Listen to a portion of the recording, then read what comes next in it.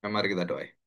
Bapa, kami hari ini kembali berdiam dalam hadirat-Mu, dan biarlah Engkau berbicara pada kami melalui firman yang kekal, firman yang diucapkan, yang dilakukan, dan diberikan contoh, didisplay oleh Tuhan sendiri, sehingga semua nyata bagi kami, bagaimanakah kami bisa melihat orang yang paling sulit diterima masyarakat, orang gila dan kerasukan. Orang gila sudah sangat berat diterima masyarakat, apalagi kerasukan. Dan di wilayah yang najis bukan hanya secara badan, wilayah, dan penolakan-penolakan. Tetapi Engkau sebagai Tuhan yang maha murah, penuh dengan kasih dan belas kasihan, Engkau setia dan menyatakan kabar baik kepada seorang gila yang kerasukan. Hal seperti inilah yang kadang buat kami malu dan juga kadang kami sulit untuk melihat kondisi-kondisi kami yang tidak pernah memperhatikan orang-orang yang di sekeliling kami dalam kondisi-kondisi yang sekarat secara rohani, yang kerasukan, yang dipengaruhi oleh iblis, yang dipengaruhi oleh kegelapan, kebiasaan-kebiasaan buruk, dan banyak hal yang lain. Dan kami percaya bahwa jika Engkau tinggal dalam hati kami dan bukan babi-babi spiritual, maka kami percaya bahwa Engkau akan memberikan kami satu kemampuan untuk menyuruh babi-babi itu untuk keluar dan ditempatkan di mana Tuhan akan binasakan. Terima kasih Tuhan, kami serahkan hati kami di dalam nama Tuhan Yesus, kami serahkan doa kami ini. Amin. Ya, kita akan melihat satu karya Tuhan ya. Nah, kita membaca di dalam Markus pasal kelima, ayat yang ke-1 sampai ayat yang ke-13 ya. Kita akan melihat satu fokus ya. Nah, kadang-kadang saya melihat banyak orang dan judulnya juga ini sebenarnya kurang kurang pas gitu loh. Dikatakan Yesus mengusir roh jahat. Nah, tidak ada kalimat Yesus mengusir. Tapi judulnya Yesus mengusir orang jahat sehingga seluruh pengertian kita itu tertutupi dengan terjemahan ini sehingga kita melihat Yesus yang ngusir-ngusir gitu. Nah, kemudian kita ada roh-roh jahat diusir gitu kan. Memang ada beberapa kali Tuhan Yesus jelas itu menengking ya, atau meneriaki engkau iblis ya. Nyala iblis itu ada dalam Alkitab. Tapi dalam cerita Markus pasal 5 ini orang gila di Gedara ini itu sebenarnya bukan secara langsung ya. Tuhan Yesus mengusir roh jahat, tetapi dia mengizinkan. Kayak kita baca. Lalu sampailah mereka di seberang danau di daerah orang Gerasa. Jadi ini danau ya, di sekitar daerah Danau Galilea. Baru saja Yesus turun dari perahu, datanglah seorang yang kerasukan roh jahat dari pekuburan menemui dia. Nah, kita perhatikan bahwa orang jahat datang kepada Tuhan Yesus dan Tuhan Yesus kemudian didatangi ya. Bukan dia mencari orang gila, bukan. Tapi dia mendatangi. eh, Mendatangi Tuhan Yesus, orang gila itu. Jadi yang aktif siapa? Yang aktif adalah orang yang berdosa. Dalam kerasukan itu, dia ingin mencari orang yang bisa sebenarnya menyelamatkan dirinya. Jadi orang-orang pada takut kan, semua orang takut ada orang. Nah, dia menghampiri orang itu ada dua hal, yaitu dia mencari pertolongan plus dia dipermalukan di situ oleh kuasa-kuasa iblis ya. Jadi kuasa roh-roh jahat itu ada sekitar 2.000 karena legion ya. Orang itu diam di sana dan tidak ada seorang pun yang sanggup mengikatnya sekalipun dengan rantai. Jadi ini sesuatu yang nggak masuk akal. Rantai, tangan diikat, kaki diikat, itu nggak mungkin bisa lepas. Nah, kuasa roh itu seperti malaikat ya. Malaikat kalau menghantam peperangan-peperangan yang diberikan oleh Tuhan kepada para malaikat, khususnya kita tahu bahwa beberapa kejadian di sejarah bangsa Israel itu malaikat yang berperang dan menghantam hampir 180.000 orang. Nah, itu kekuatan roh. Jadi ada satu kuasa roh yang bisa masuk pada hidup manusia dan merasuki manusia, mempengaruhi manusia, dan bisa memberikan kekuatan yang supranatural. Jadi orang bisa punya kekuatan supranatural bukan hanya nabi, bukan hanya orang-orang yang dipakai oleh Tuhan ya, seperti Samson gitu kan. Tapi orang gila pun kalau kita lihat itu dirasuki roh punya kekuatan yang luar biasa. Jadi nggak bisa dipegang oleh siapapun. Oh, itu karena ada roh-roh jahat kan di dalam dirinya. Dan itu kita nggak mungkin untuk bisa melawan orang seperti ini. Jadi jelas di sini dikatakan dirantai, tapi lepas ya. Karena sudah seringnya dibelenggu dan dirantai, tetapi rantainya diputuskannya dan belenggunya dimusnahkannya. Sehingga tidak ada seorang pun yang cukup kuat untuk menjinakkan. Jadi menaklukkan dia. Siang malam, nah perhatikan ya, siang malam ia berkeliaran di pekuburan. Karena di tempat yang normal, di tempat yang masyarakat itu secara kenormalan, kewajaran, dan memang itu kan tidak bisa menerima orang ini. Nah, orang ini di mana tinggalnya? Akhirnya dia tinggalnya di kuburan-kuburan. Jadi kuburan itu identik dengan kenajisan, apalagi mayat ya. Wah itu kalau kena mayat itu berat sekali. Terus kemudian dihubungkan dengan babi, dihubungkan dengan roh-roh jahat. Jadi secara konteks Alkitab ini kita mendapatkan satu gambaran yang begitu jelas bahwa roh-roh jahat itu tempatnya adalah tempat-tempat yang najis, kuburan-kuburan gitu kan, tempat-tempat yang kita sebut sebagai tempat-tempat yang tidak layak sebenarnya, di mana tempat yang gelap seperti itu kan tempat yang tidak ada hal-hal yang bisa tanda petik yang secara moral ataupun secara etika itu di sana nggak bisa hidup gitu. Jadi itu hidupnya roh-roh jahat. Dikatakan siang malam ia berkeliaran di pekuburan dan di bukit-bukit sambil berteriak-teriak memukul dirinya dengan batu. Jadi orang ini dihajar oleh iblis dan menyiksa dirinya sendiri. Dipukul pakai batu, saudara. Jadi itu lukanya kayak apa gitu. Jadi dia sering sering seperti itu. Siang malam itu berarti hampir tiap hari ya, seperti itu. Ketika ia melihat Yesus dari jauh, dikatakan berlarilah ia mendapatkannya lalu. Nah, saudara perhatikan. Jadi apakah orang ini kenal Tuhan Yesus? Dia nggak kenal. Tapi siapa yang kenal? Roh-roh jahat yang di dalam diri tubuh orang gila ini, orang yang dari gerasa. Jadi dia diperlihatkan kepada Tuhan Yesus dan roh-roh itu tahu betul bahwa ini adalah anak Allah. Jadi dia lari ke sana. Yang menjadi misteri, kenapa roh-roh jahat itu membawa orang gila ini ketemu Tuhan Yesus? Jadi sepertinya gini kan, eh, kalau kita mau konseling orang gitu ya, dengan dosanya, dengan percabulannya, dengan kenajisannya, dengan ketamakannya, terus dia datang. Orang-orang ini datang dengan apa? Dengan segala beban dosanya itu datang kepada Tuhan Yesus, datang kepada pendeta gitu kan. Nah, saudara yang menghantar dia siapa? Ya roh-roh jahat ini. Kebiasaan-kebiasaan buruk babi-babi kita ini. Ya babi-babi spiritual itu kan. Nah, datang dan kemudian di situ dia tahu betul bahwa yang bisa membereskan baik Roro jahat ini, baik orang gila kegilaannya, baik kesulitan-kesulitan hidupnya dia yang tidak diterima masyarakat, itu hanya bisa diterima dan dinormalkan gitu kan, diubahkan oleh Tuhan Yesus. Jadi dalam hidup kita kadang-kadang kita datang pada Tuhan bukan karena kita dalam kekudusan, dalam arti kita mencari kekudusan. Dan seringkali kita di dalam roh-roh pengaruh jahat. Jadi kita bangkrut dalam rohani, terus kita nangis, terus kita datang pada Tuhan. Nah, yang membuat kita datang pada Tuhan itu apa? Kebangkrutan kita. Yang dihajar oleh iblis itu. Membawa kita, bahkan iblis sendiri tahu bagaimana untuk mengkonseli orang. Untuk memberitahu kita bahwa datanglah pada Yesus. Nah, iblis itu bisa membawa orang itu datang pada Yesus. Saya pikir selama ini kita berpikir bahwa oh orang yang baik gitu kan, orang yang rohaniawan, terus datang terus membawa kita pada Tuhan Yesus. Nah hari ini kita belajar sesuatu yang rada-rada s- nggak pernah kita pikirkan gitu kan.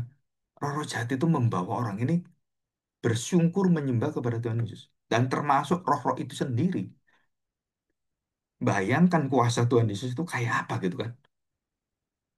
Waduh, saya kadang-kadang memikirkan devosional gitu ya. Tentang kekuatan Tuhan Yesus, pengajaran Tuhan Yesus, keunikan Tuhan Yesus yang, waduh, keunggulan-keunggulannya. Nggak ada itu orang seperti itu. Bahkan iblis pun bisa kenal Tuhan Yesus, bagaimana dia bersikap, bagaimana dia tunduk pada Tuhan Yesus, dan dia memohon semua otoritasnya, roh-roh jahat itu di bawah kendali Tuhan Yesus. Dan selama ini kita Kita nggak pernah berpikir secara mendalam, secara jauh ya. Oke, kita lanjutkan. Perhatikan ya, ayat 6 ke 6. Markus pasal 5 ayat ke 6. Ketika ia melihat Yesus dari jauh, ini masih jauh ya, berlarilah ia mendapatkannya dan lalu menyembahnya. Dan dengan keras ia berteriak. Dengan keras ia berteriak, apa urusanmu dengan aku, hai Yesus? Jadi iblis ini datang, Yesus dilihat oleh Yesus, orang ini mendekati Tuhan Yesus, iblisnya ketakutan gitu. Bayangkan iblis ketakutan dengan Tuhan Yesus gitu. Kok kita takut dengan iblis gitu kan? Harusnya kita nggak takut pada iblis, kenapa? Nah, iblis saja takut dengan Tuhan Yesus. Kita punya Kristus secara roh dalam diri kita.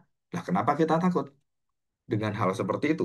Dikatakan di sini, dengan keras, iblis-iblis itu mengatakan melalui orang gila ini, apa urusanmu dengan aku Yesus, anak Allah yang maha tinggi? Demi Allah. Jangan menyiksa aku. Jadi identitas orang gila itu adalah identitas dari iblis, bukan iblis, roh jahat itu. Jadi manusia yang dirasuki, di situ juga KTP-nya adalah KTP kerajaan kegelapan. Di situ. Karena sebelumnya Yesus mengatakan kepadanya, hai engkau roh jahat, keluar dari orang ini. Nah dia langsung begitu datang, kamu keluar dari orang ini. Terus, ini kan sebelumnya kan. Terus dia berbicara dengan orang-orang di sekeliling kita. Waktu dia mengatakan kalimat, hai engkau roh jahat, keluarlah dari orang ini. Dan dia kemudian mengatakan, apa urusanmu dengan aku? Jadi apakah keluar? Enggak. Jadi Tuhan Yesus waktu mengatakan keluarlah, iblis itu belum keluar. Dia kemudian mengingatkan Tuhan Yesus, hei, ini belum waktunya. Kamu belum waktunya menghukum saya. Belum waktunya membinakan saya. Dikatakan bahwa demi Allah, jangan siksa aku. Jadi Yesus ini siapa gitu? Kan dia katakan demi Allah. Demi Allah jangan misa aku. Jadi waktu dia tunduk kepada Yesus, tunduk kepada apapun, nah iblis ini kemudian kalau saya pikirkan secara teologis gitu kan, dia sedang memikirkan ada kuasa yang bukan hanya Tuhan Yesus, tapi yang yaitu Allah, Bapa itu, yang juga iblis kenal, yang sangat ditakuti oleh iblis. Nah, kenapa orang-orang Katolik itu selalu mengajar tentang doa Bapa kami sebagai puncak doa dari segala doa? Sebenarnya bukan Maria, ya, tapi Bapa. Kalau sudah kepada Bapa ini, nah iblis pun takluk gitu. Jadi kita kalau berdoa jangan lupa Bapa, ya Bapa yang di surga. Kenapa? Karena kamu milik dia, kamu anak dia. Kamu adalah anak yang dikenan dia, anak yang dikasih dia, dan otomatis ya kamu berdoa dia dengar dan dia tahu bagaimana melindungi kita. Ya, kemudian ia bertanya pada orang itu. Tuhan Yesus tanya pada orang itu, siapa namamu? Kan dia tanya orangnya. Oh, nama saya Joko, nama saya Suwarno gitu kan, nama saya Heli apa Heni gitu kan. Jadi namanya sebutkan aja. Tapi dia mengatakan siapa? Namaku Legion. Jadi bukan nama nama orang ini. Jadi orang ini secara fisik tubuh identitasnya adalah punya nama sebagai manusia. Tetapi waktu dia kenalkan, bukan, dia kenalkan tentang kondisi di dalam rohnya, yaitu 2000 roh jahat, legion. Legion itu 2000. Karena kami banyak.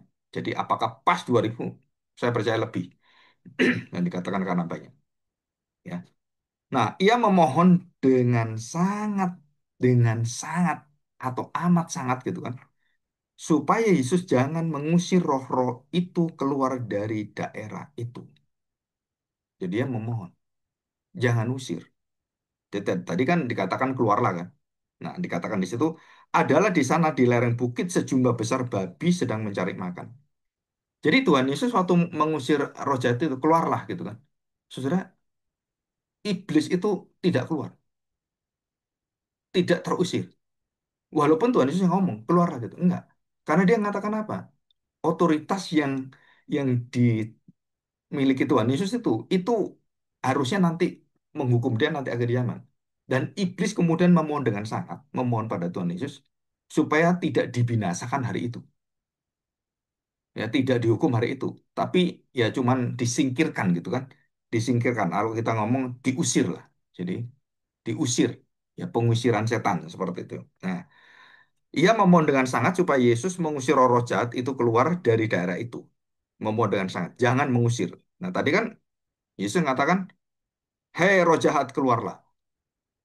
Nggak bisa. Nah, terus jangan mengusir. Nah, mengusir ini adalah perintah. Tadi kan keluarlah.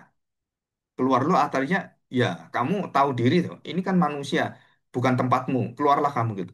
Nah, yang kedua adalah dikatakan, jangan mengusir aku, memerintahkan mengusir. Aku usir kamu. Nah, itu nggak keluar. Tuhan Yesus hanya mengatakan keluarlah, bukan memerintahkan mengusir. Dia mengatakan keluarlah. Dan iblis belum terusir. Nah, dia meminta jangan mengusir saya. Nah, kita harus tahu bahwa perbandingan antara keluarlah dengan mengusir, sebenarnya itu kalimatnya beda. Tuhan Yesus memberikan kesempatan pada iblis dengan sangat tanda petik sopan. Ya, kamu tahu diri dong, silakan keluarlah. Dan seringkali Tuhan Yesus seperti itu. Kalau mau kerjakan, ya kerjakanlah. Itu bukan memerintah, kerjakan, bukan, saudara. Nah, kalau mengusir, dia keluar kamu. Nah, itu mengusir. Dalam arti, dia memaksa dan dengan otoritasnya, dia dengan kekuatannya, dia menghantam dan kemudian menendang iblis itu kan. Nah, ini enggak. Dikatakan bahwa jangan mengusir saya karena dikatakan belum waktunya. Memohon pada Tuhan Yesus dengan sangat amat gitu kan. Dan apa yang terjadi adalah di sana lereng bukit sejumlah besar babi sedang makan, mencari makan. Lalu roh-roh itu meminta lagi kepadanya, kepada Tuhan Yesus. Katanya, suruhlah kami. Jadi Tuhan Yesus itu tidak mengusir dalam arti keluar kamu. Enggak. Yang minta diusir dan dia meminta pada Tuhan Yesus, suruhlah.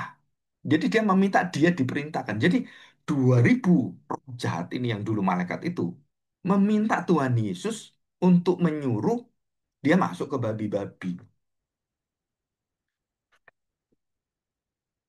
Ya, jadi memohon dengan sangat. Suruhlah kami pindah ke dalam babi-babi dan biarkanlah kami memasukinya. Yesus mengabulkan permintaan mereka lalu keluar roh jahat. Jadi tidak ada keluar, nggak ada. Usir kamu. Jadi yang pertama tadi kan keluarlah. Artinya itu bukan bukan dalam arti pengusiran. Keluarlah kamu, keluar. Dia mengatakan belum waktunya. Jadi nggak bisa diusir dia. Karena kuasa yang dilihat oleh roh-roh jahat ini adalah, oh, ini kuasa penghakiman ini. Nah, ini belum waktunya. Nah, dia memberitahukan Tuhan Yesus dan meminta supaya dipindahkan dan mereka masuk ke babi-babi. Nah, ini ada satu pengetahuan yang mungkin kita perlu belajar. Yang pertama adalah roh-roh jahat bisa masuk ke manusia. Yang pertama. Yang kedua adalah roh-roh jahat bisa masuk ke binatang. Istilahnya babi ngepet. Nah, kalau orang Jawa gitu. Jadi, saudara, roh jahat bisa mempengaruhi sampai binatang, bisa. Bisa mempengaruhi manusia dan menguasai manusia seutuhnya, bisa. Dan bagaimana kita berani mengusirnya? Nah, Alkitab ini yang ada di depan kita ini yang kita baca, memberitahukan kita tentang satu otoritas. Apa itu? Kalau kamu memiliki Kristus dan setiap orang percaya memiliki Kristus, punya kuasa dan roh-roh jahat itu yang merasuk orang itu tahu siapa kita, siapa di dalam diri kita, siapa pribadi yang sangat ditakuti oleh mereka itu bersama dengan kita. Terus kenapa kita mikirkan, oh ini karunia mengusir roh jahat, oh ini khusus pendeta-pendeta yang berkaitan dengan dunia roh yang bisa mengusir. Saudara, itu tidak ada ajaran di Alkitab. Yang mengusir roh jahat itu hanya rasul. Yang mengusir roh jahat itu hanya nabi-nabi. Yang mengusir roh jahat nggak ada itu ajaran itu. Kalau yang hanya mereka yang bisa mengusir roh jahat, terus bagaimana dengan diri kita? Kalau kita kemudian dimasuki dengan kuasa itu, saudara-saudara mempunyai kuasa yang tanpa kita mengatakan mengusir pun iblis tahu dan bahkan iblis meminta, waduh, ya udah pindahin aja saya, suruhlah saya pindah kemana? Ke babi-babi. Jadi iblis tahu bagaimana dia menempatkan diri di hadapan Tuhan. Sedangkan kita manusia, kita nggak tahu diri menempatkan Tuhan dengan cara kita. Kalau iblis, roh-roh jahat itu bisa tahu bagaimana dia tempatnya di mana, dia apakan bagaimana, dia tahu masa depannya di mana, dan akhir hidupnya bagaimana. Dan dia meminta pada iblis untuk mengatur. Nah, kenapa kita menjadi menggantikan tanda petik kebutaan daripada kerohanian ini? Jadi kita punya kuasa, punya pribadi Kristus, ya jangan takut dong. Ngapain kamu takut? Kalau kamu takut, ya berarti kamu tidak memiliki pribadi Kristus dalam dirimu. Nah, saudara kita punya budaya yang menakut-takuti anak dari kecil. Nanti ada setan, hati-hati kamu.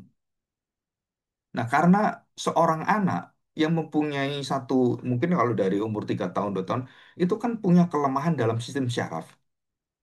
Masih belum bisa menerima hal-hal yang tanda petik, yang di luar daripada dia menampung dalam pikirannya. Sehingga waktu diberi kekuatan itu, dia menjadi fobia, dia menjadi ketakutan. Terus itu merasuk dan berkali-kali, bertahun-tahun. Akhirnya orang-orang pikirannya adalah, waduh, berarti kalau kita melihat hal-hal yang bersifat gelap itu takut. Kalau bersifat mengerikan takut. Jadi kalau bersifat ada model-model muka kayak leaknya yang ada di Bali gitu. Kita kan biasa kan nggak pernah lihat itu, wah takut gitu. Tapi orang Bali, leak itu masuk dalam prinsip daripada yin dan yang. Baik dan jahat itu kekal. Nah kalau kita kan nggak. Jahat itu nggak kekal. Jahat itu karena tidak ada kebaikan gitu kan. Nah, kalau ini nggak. Nah itu dua itu yang nggak bisa saling mengalahkan. Yang baik nggak bisa mengalahkan jahat, jahat nggak bisa mengalahkan yang baik. Dan konsep itu kan konsep ketimuran semua sama. Jadi kalau film-film juga sama. Akhir dari film itu bajingannya keluar lagi. Film Marvel itu dipengaruhi dengan konsep ketimuran sangat besar itu. Kenapa sangat besar? Ya karena bajingannya hidup terus. Bayangkan satu bajingan Thanos itu, yang film Marvel itu, dikeroyok dengan berpuluh-puluh tokoh Marvel. Kalah semua dengan dia. Jadi yang menang siapa? Ya iblis. Nah ini satu pengetahuan bahwa iblis sangat tahu bagaimana berhadapan dengan Tuhan. Nah, saya tanya, Saudara, apakah kita tahu bagaimana kita berhadapan dengan Tuhan tiap hari dalam doa, dalam setiap perbuatan kita? Nah, kita harus belajar ini. Belajar dari siapa? Penaklukan iblis dan tahu diri dari iblis. Dan dikatakan di sini, ayat 13, Yesus mengabulkan permintaan mereka, lalu keluarlah roh-roh itu. Jadi roh-roh itu keluar bukan diusir oleh Tuhan Yesus. Dia keluar sendiri. Dia sadar diri dan kemudian masuk ke babi-babi. Waktu Tuhan Yesus keluarlah, dia nggak keluar dia. Dia ngomong, anak Allah, ingat, jangan binasakan kami. Nah, begitu iblis-iblis kemudian tidak diusir oleh Tuhan Yesus. Dia mengusir dirinya sendiri dan meminta pada Tuhan Yesus supaya diizinkan masuk ke babi-babi itu. Sesudah penjelasan secara detail biblika seperti ini, Alkitabiah, kadang-kadang kita perlu orang-orang yang punya hati dan teliti serta memberikan kita supaya mengusir dan membersihkan tafsiran-tafsiran, pengajaran-pengajaran yang dicampuri dengan budaya gitu. Kita bersihkan itu. Oh, ini berarti nggak bisa. Ini salah. Ini nggak benar. Nah, yang benar itu ini.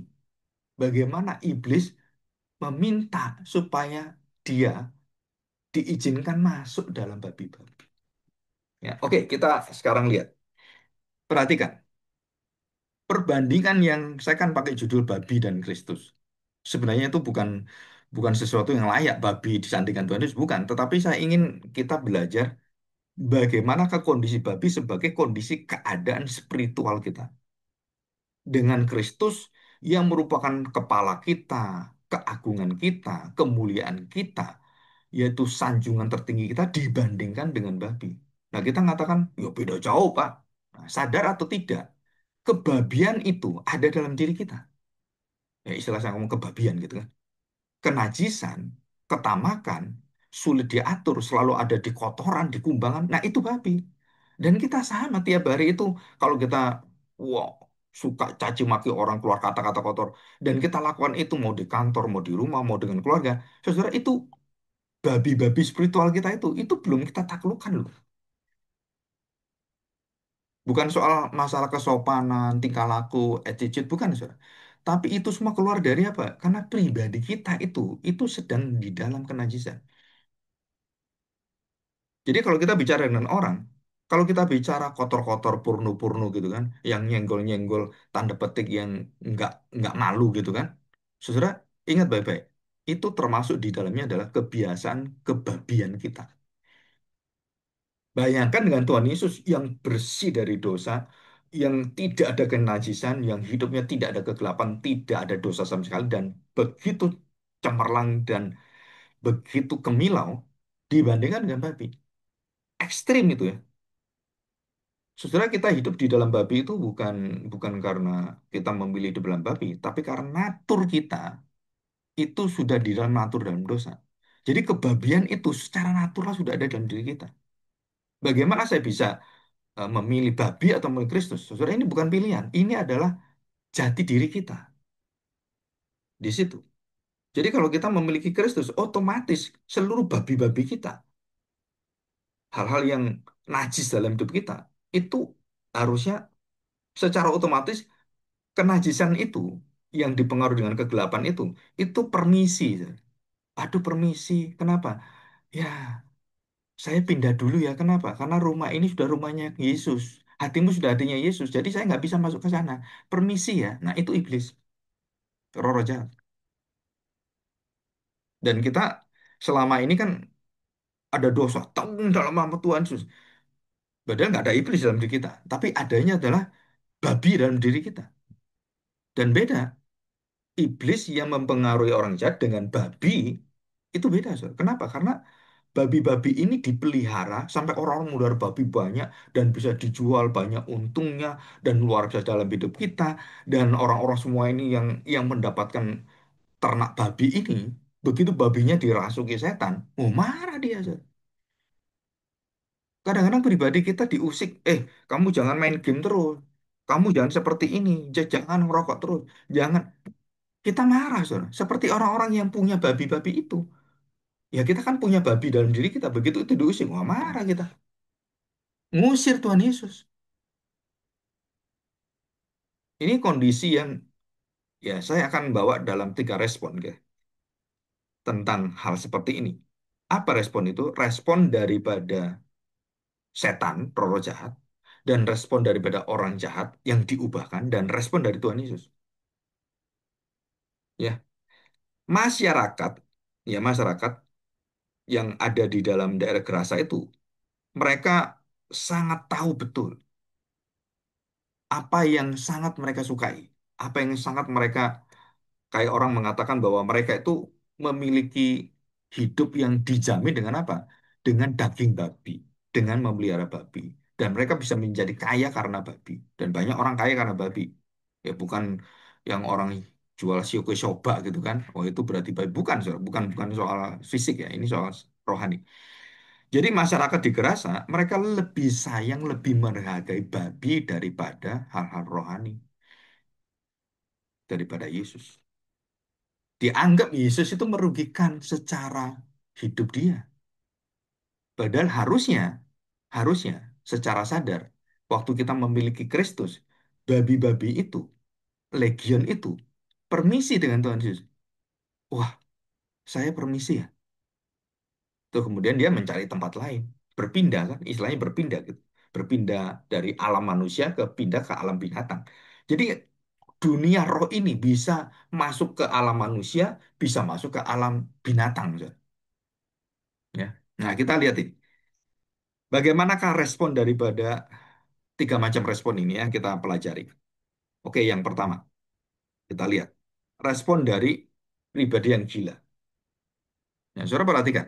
Respon daripada orang gila itu. Orang gila itu waktu dipulihkan, dia tidak tahu mau kemana. Karena semua orang tidak menerima dia. Nah, itu pikiran dia. Pikiran dia adalah waktu babinya sudah dihilangkan, dia masih memiliki babi. Dia ingin ikut Tuhan Yesus. Supaya dia ada tempat yang bisa terima dia. Jadi masyarakat itu kan nggak terima dia di mana-mana kan takut dengan dia. Nah dia tidak sadar bahwa dia sudah disembuhkan. Dia harus memberitakan kesembuhan itu. Dia harus memberitakan perubahan hidupnya. Jadi kalau Tuhan Yesus, ya ngapain kamu ikut saya? Pergilah kamu ceritakan pada keluargamu, pada orang tuamu, perubahan hidupmu. Kamu menjadi pemberita Injil. Jadi orang gila yang diubahkan Tuhan Yesus, orang yang kerasukan, jadi pemberita Injil. Wanita yang dirasukin 7 roh jahat itu jadi pemberita Injil. Kondisi yang kita pikirkan begini, Sob. Ya ini kita belajar. Saya mendidik, saya mengajar, saya dosen gitu, mendidik orang gitu.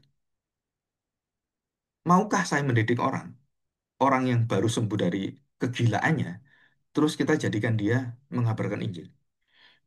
Saya pikir sekolah teologi manapun nggak mau terima, Sob. Sekolah misi manapun mikir-mikir gitu kan. Tapi kalau sudah diubahkan, harusnya mental dari orang ini nggak ketakutan lagi, karena dia bukan orang gila lagi. Dia orang yang dikuduskan oleh Tuhan. Dia bukan babi lagi, tapi dia adalah anak domba Allah dalam dirinya. Nah, ini harus dipancarkan keluar. Dari yang sakit disembuhkan, terjadi perubahan-perubahan yang luar biasa. Tidak boleh dia hanya di lingkungan gereja gitu kan. Ya sesama orang gereja. Saudara nggak bisa. Saudara punya tugas. Gereja kita ini sebenarnya kan intinya gereja misi, GPR itu. Gereja yang memberitakan. Nah, kalau kita diam terus, sibuk dengan bisnis kita, sibuk dengan pekerjaan kita, saudara lupa dengan panggilan gereja kita. Apa? Men-sharingkan Injil. Saya kalau perjalanan di kereta dimanapun ada orang, itu saya sharing. Kalau orang itu saya lihat yang Kristen, apakah KTP atau Kristen yang lain, saya ceritakan bagaimana Tuhan mengubah hidup saya di situ. Dan kemudian dia tertarik, oh seperti itu. Dan saya tanya, kamu sendiri gimana? Nah, saya bisa ngecek, oh saya sudah tidak dimiliki oleh kehidupan seperti pengaruh-pengaruh kebabian gitu kan, Roro Jati itu kan. Nah, orang ini saya tanya, lah kamu sendiri udah Kristen udah berapa lama? Tahu apa bedanya orang Kristen dengan, wah kayaknya sama aja Pak. Nah, dia belum tahu. Nah, kita beritahu ini kamu harus berubah. Kamu harus melepaskan seluruh kebabian itu. Hal-hal yang bersifat kamu membelenggu kamu, kebiasaan kamu. Nah, itu kita ceritakan. Jadi tugas daripada orang gila ini adalah dia waktu datang, orang lari semua. Nah, waktu dia memberitakan perubahan hidupnya, orang datang semua aja. Ini adalah misi penginjilan yang dipakai Tuhan. Dan tidak pernah kita pakai. Tidak ada gereja pakai ini, Sir. Kadang-kadang saya berpikir, kalau melihat orang itu kan selalu merendahkan orang kan. Pengemis. Kalau jalan di kita ada pengemis kan kita langsung kayaknya itu sudah ada jaraknya gitu. Saya bersih, dia kotor, kerjaan dia begini, saya seorang yang intelektual gitu. Nah, saudara, kita seringkali seperti itu. Menolak yang najis seperti itu. Bagaimana kita bisa mengabarkan Injil ke mereka, saudara? Maka Tuhan memakai orang dari kenajisan itu, kemudian memberitakan Injil. Wah, kita pasti, wah, jangan gitu dong, gitu kan? Apalagi jadi hamba Tuhan kita. Ini kan orang gila itu. Kok sekarang jadi pendeta? Wah, nggak masuk akal kan?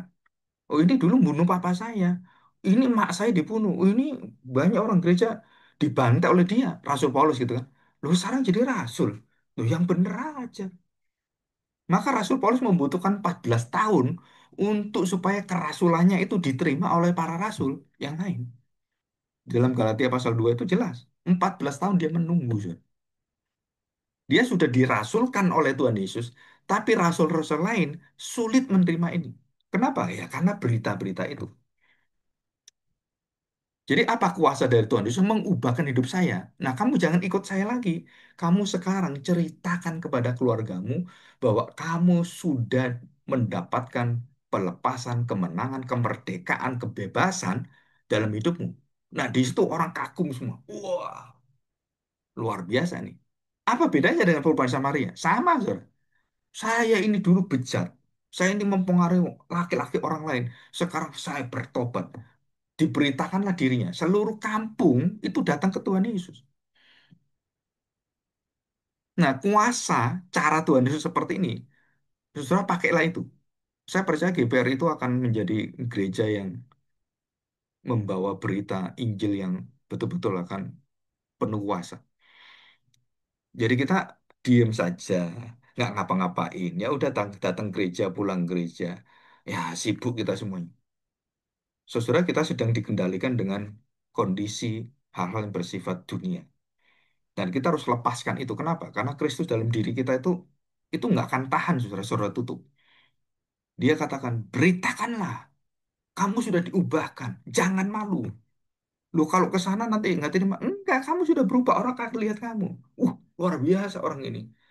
Anak terhilang datang bukan karena dia dalam kecompan-campingannya, di dalam kasihan wajahnya. Bapaknya tahu kamu sudah berubah. Dia diterima, dia dihargai, dihormati. Dan sama, waktu orang gila datang, dia merasakan masih gila, padahal sudah sembuh. Dia, gimana gitu kan? Jangan ikut saya. Nah, kamu beritakan. Nah, ini luar biasa ya. Ya, kita kita bersyukur. Oke, kita lihat sekarang. Saudara, bagaimanakah sikap daripada Tuhan Yesus terhadap orang ini dan terhadap babi-babi yang pemilik babi-babi itu? Saudara, Tuhan Yesus diusir, saudara.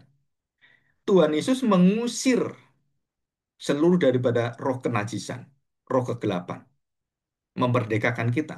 Tapi yang punya kuasa ini diusir, saudara. Mengusir roh jahat, diusir oleh pemilik babi-babi itu. Kenapa? Wah, 2.000 babi saya mati, rugi saya. Ini orang merugikan. Jadi waktu kita melihat orang diubahkan dalam hidupnya dan kemudian berdampak kepada ekonomi kita, berdampak kepada penghasilan kita, kita marah pada Tuhan. Ini kalau pelacur-pelacur bertobat, ini pengalaman saya dengan papa saya waktu di Malang di Tretes. Itu kan pelacuran itu. Nggak apa-apa saya melayani pelacur-pelacur ini. Dan banyak yang bertobat. Marah itu, ya. Mucikarinya, ibu pelacur-pelacur yang ngatur itu marah suruh ke gereja. Pak, kalau Bapak seperti ini, kami kehilangan penghasilan. Saudara bayangkan, waktu itu papa saya nggak pernah pikir, iya bener juga ya kalau ini semua bertobat ke kita, terus dia nggak dapat penghasilan kan? Ya gimana caranya? Papa saya ngomong, tobatkan sekali melalui kuasa Tuhan, mucikarinya katanya. Ya bener juga, jadi semua masuk gereja. Dan akhirnya masuk gereja mucikarinya. Pak, itu saya, papa saya itu kan bukan sekolah teologi, dia nggak pernah sekolah teologi sama sekali. Ustaz. Dia hanya baca Alkitab siang malam 12 jam. Dia sekolah teologi dengan Tuhan Yesus langsung, dengan firman Tuhan langsung. Dan Roh Kudus itu memakai dia. Nggak pernah tahu apakah itu reform, apa itu Injil, nggak tahu dia. Zat. Dia hanya belajar. Dan yang keluar itu adalah, dia punya teologi itu teologi reformasi, teologi reform. Keselamatan anugerah sepenuhnya. Kok bisa ya? Orang dari kosong sama sekali. Terus dia baca Alkitab dengan murni. Itu keluar semua hal-hal yang benar. Dan saya juga ngajari orang sama. Pak, saya nggak sekolah. Enggak, firman Tuhan baca. Dan Tuhan tolong, Roh Kudus tolong. Pasti kamu mendengarkan suara benar salahnya pasti tahu. Jadi resiko Tuhan Yesus apa? Waktu menolong kita, mengentaskan kita, mengubahkan kita, dia ditolak oleh dunia. Saudara. Jadi Tuhan Yesus mengatakan, yang ditolak bukan kamu, aku yang ditolak. Mereka rugi, mereka merasakan, oh orang Kristen di sini, nggak mau saya. Usir aja orang Kristen, nggak boleh ada orang Kristen. Nah, saudara perhatikan, ini adalah respon dari pemilik babi-babi itu. Karena dirugikan. Kita menjadi Kristen dunia ya sama dengan pemilik babi. Kalau saya rugi ikut Tuhan Yesus, apa yang saya ikut Tuhan Yesus? Saudara, kita menjadi orang penolak Tuhan Yesus sebenarnya. Ini tiga respon ini, itu dalam diri kita yang menjadi patokan responnya itu apa? Ya responnya Tuhan Yesus yang kita harus terima. Bagaimana kita bersikap pada orang-orang seperti kerasukan ini. Dan kita tahu ada kuasa Yesus dalam diri kita. Iblis pasti tahu siapa kita. Dan kita nggak perlu takut dengan roh-roh jahat itu. Saya punya pengalaman. Ada orang kerasukan di Setra Duta, orang kaya. Dan setiap kali kita datang, saya datang gitu kan, saya datang. Iblisnya itu keluar, roh jahat itu. Begitu kita pulang, besoknya datang lagi dia. Terus telepon saya, Pak, ini didoain balik lagi. Terus datang lagi saya. Kok terus balik-balik? Ini bukan masalah anak aja nih. Ini masalah keluarga ini. Ada sesuatu yang mengikat keluarga ini yang saya nggak diberitahu. Saya tanya i- ibunya, mamanya. Terus dia cerita-cerita seperti ini. Papanya nggak ada karena kerja. Terus terjadi terus seperti itu. Wah nggak bisa ini. Terus saya tanya, kapan bisa ketemu suamimu? Oh malam Pak. Oke saya malam datang. Datang malam. Terus saya tanya, ya karena saya pengalaman beberapa hal. Kamu bangun rumah ini, kamu apain? Kamu tanam apa? Biasanya orang-orang zaman dulu tuh nanam kepala kerbau, ya. Jimat-jimat, ya. Dan benar, suaminya. Oh iya, Pak. Saya beri ini, saya beri ini. Saya tanya, nah anakmu ini, itu karena kamu ngerjakan seperti itu. Ini anakmu yang diikat oleh dia. Kalau kamu kan sudah ikatan dengan dia. Nah, anakmu itu kasihan. Terus saya beritahu, karena dia bukan orang Kristen. Satu-satu jalan kamu pengen anakmu sembuh, kamu jadi orang Kristen. Kamu harus miliki Kristus. Diam aja orangnya. Kalau istrinya, mama anak ini kan udah Kristen. Terus ada orang tanya saya, kenapa anak nggak dilindungi Tuhan? Bukan soalan dilindungi Tuhan. Anak itu harus diberitakan Injil juga. Supaya dia memiliki itu kan. Tapi nggak ada. Terus ditanya, Pak anak itu sekolah minggu? Iya sekolah minggu. Tapi nggak ada yang bimbing dia gitu. Nggak ada yang beritahu bahwa kamu kalau memiliki Kristus harus seperti ini. Dan waktu itu saya bicara-bicara selesai. Terus saya pulang gitu. Iblisnya balik lagi. Balik, Sir. Kenapa? Karena belum ada pertobatan. Setelah suaminya masuk menjadi orang percaya, keluarga ini langsung damai. Mau ada jimatnya atau nggak ada jimatnya, nggak ada masalah itu. Mau rumah saya ditanam kepala kerbau, nggak ada masalah. Kenapa? Karena Kristus dalam hati saya. Nggak ada kutukan-kutukan lagi. Dan waktu dia dibaptis, dan kemudian anaknya waktu dibaptis itu juga, waktu di Sidi. Nah, di situ kita melihat berarti perubahan yang ada. Kenapa ada ikatan seperti itu? Karena kita masih di dalam kebabian kita. Nah, kebabian kita ini, itu yang dimasuki oleh setan, dikendalikan oleh setan. Bahkan setan bisa mengendalikan seluruh hidup kita. Nah, banyak orang tanya, pendeta bisa dirasuki setan nggak? Iya, bisa. Kalau dia tidak memiliki Kristus. Bukan karena kependetaan. Bukan karena dia itu seorang majelis. Bukan, Saudara. Karena engkau betul percaya Tuhan Yesus enggak. Kalau saya percaya Tuhan Yesus, nggak bisa itu pengaruh saya. Dan oh iblis-iblis tahu siapa diri saya ini. Di dalam diri saya siapa. Nah, penolakan itu pasti akan berubah waktu orang diubahkan Tuhan. Ya. Jadi, apa arti babi dalam kehidupan rohani kita? Saudara, saya akan jelaskan secara singkat. Kebiasaan-kebiasaan kita yang sangat buruk. Pikiran-pikiran kita yang terus ditarik oleh pikiran babi itu. Ditarik dalam dosa, ditarik ke dalam hubungan. Ah, enak ini. Nggak ngerokok, aduh, rasanya nggak bisa. Nggak main game, rasanya tangan gatal. Nah, saudara, itu kebabian kita. Bagaimana saya bisa mengusir itu? Dalam arti kita bisa memenangkan itu.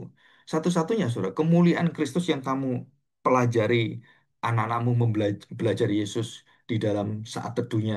Nah, itu kekuatan yang akan memberikan kita, anak-anak kita, dan diri kita mata rohani yang kita tahu, oh ini kita nggak bisa di sini, oh ini nggak bisa. Nah harusnya kita tahu.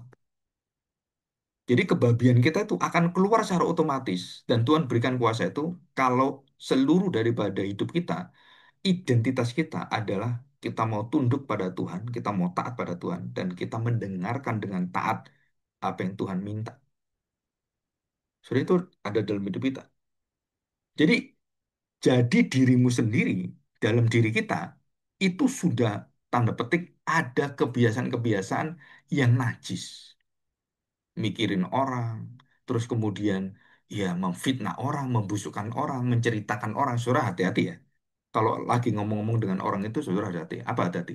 Jangan sampai kita membicarakan orang dan kemudian kita sangat senang dengan apa? Dengan kebabian. Dengan apa? Mengumbar-umbar dosa orang. Kejelekan-kejelekan orang. Wah, seperti itu. Ada beberapa kali, sering saya dapatkan seorang hamba Tuhan, pendeta atau majelis, mengeluh terus tentang apa? Kondisi ini di sini, dia ngomongin satu orang, ngomongin pendeta lain, ngomongin penginjil lain. Terus saya beritahu, kalau kamu hatimu seperti ini, pasti pengaruh dalam seluruh hidupmu, termasuk dalam khotbahmu. Kamu nggak ada kuasanya di sana. Kenapa nggak ada kuasanya? Ya karena kamu diikat dengan babi tadi. Saudara, mimbar itu kudus. Waktu kita memberitakan firman itu kudus. Waktu kita juga ada pengajaran Westminster kan, itu kudus loh, hati-hati. Kalau kita nggak kudus dalam diri kita ngajar itu hantam kita semua. Babi-babi kita itu akan disembelih semua, jadi sate babi gitu kan, sangseng. Dan kita harus sadar betul bahwa Ini adalah satu jati diri yang dipermasalahkan. Jati dirimu sudah diubah dari kerasukan, dan kerasukan itu masuk ke babi. Sekarang kamu menjadi orang yang merdeka dan memberitakan dengan sukacita kepada seluruh orang-orang sekelilingmu. Dan itu menyatakan kemuliaan Allah. Yesus tidak membabikan kamu, tapi iblis dan roh jahat membabikan kamu. Yesus menguduskan kamu, bukan membuat kamu nyaman dengan dunia kebabianmu. Tapi Yesus mengusik kamu supaya kamu sadar kamu itu miliknya Tuhan, bukan milik daripada kegelapan. Jadi shalom dalam diri kita akan damai luar biasa. Itu waktu kita menuhankan, meninggikan, memuliakan Tuhan. Ya. Oke, yang terakhir. Saudara, kita seringkali menutup diri dan membela diri serta banyak alasan dengan apa? Ya, orang dunia juga seperti itu. Masa kita nggak boleh bermain game? Nah, saudara itu. Kalau hal seperti ini kan ya sudah ngawur apa orang-orang udah kayak gitu bohong udah biasa ya, ya biasa. Berdagang bohong ya biasa. Jadi jangan membela diri dengan banyak hal yang kebiasaan-kebiasaan menunjuk pada kebabian kita secara spiritual gitu. Ada orang ngomong seperti ini. Loh, anak muda ini ya, ini aku banget ini. Kalau di gereja, aduh nggak enak. Omongan kita itu terkekang. Kalau di sini saya mau ngomong, mau tertawa, mau ngatain orang, enak gitu. Ini aku banget. Nah, saudara itu kebabian. Saya sering dengar, oh ini aku banget ini. Jadi dia ingin bebas, nggak dikekang. Pak Agung, ya anak saya nggak mau ke gereja, kenapa? Gereja bukan lingkungan dia gitu. Nah, sekarang di mana anakmu? Kamu di kubangan babi rohani mereka. Celaka kamu sang. Dan itu akan digocok oleh iblis. Seperti Petrus. Jadi saudara-saudara harus memperingatkan diri kita, anak kita. Engkau dalam kebabian nggak ini? Kalau sudah masuk di situ, saudara iblis gampang mengendalikan anak kita. Kenapa? Karena dia tidak di dalam Kristus. Kalau dia dalam Kristus, dia pasti diberitahu, oh ini najis, oh ini nggak boleh. Dia akan tahu. Kenapa? Karena Roh Kudus itu membimbing kita, menghibur kita, memberitahu kita tentang dosa-dosa kita, tentang penghakiman Allah. Kalau kamu terus ingat loh, Allah menghakimi kamu. Nah, seperti Roh Roh jahat kan, loh jangan hakimi saya. Sama kita diperingatkan. Kalau kamu dalam kebabian terus, ingat tuh Tuhan itu tidak mau mentoleransi dosa apapun. Cepat bertobat di situ. Jadi apabila Yesus mengganggu kebiasaan-kebiasaan babi spiritual itu, saudara-saudara jangan marah dengan Tuhan Yesus. Malah kamu bersyukur. Kenapa? Karena banyak hal, kalau kita dengarkan sesuatu yang keras, yang nggak enak, itu adalah obat sebenarnya. Yang menyembuhkan jiwa kita. Dan itu adalah satu yang Tuhan berikan pada kita. Dan Tuhan mengatakan, ingat, ya kalau kita mau berdoa dengan baik-baik, kita bisa mengatakan, Tuhan, aku tidak mau pelihara babi-babi itu. Apalagi dalam hidupku. Sikap kenajisan, nafsu liar, keinginan otoriter, yang kotor, ubahlah hidupku Tuhan. Seperti Engkau menghendaki aku, jadi aku menjadi orang yang begitu jelas, begitu murni, dan membawa berita itu dan banyak sukacita yang dialami manusia yang lain. Tinggallah dalam hati dan seluruh arah jalanku. Jangan engkau tinggalkan aku. Engkau satu-satunya terang hidupku. Terang kekudusanku. Nah itu saudara. Kita harus mohon doa tiap hari seperti itu. Ya, oke, mari kita masuk di dalam doa ya.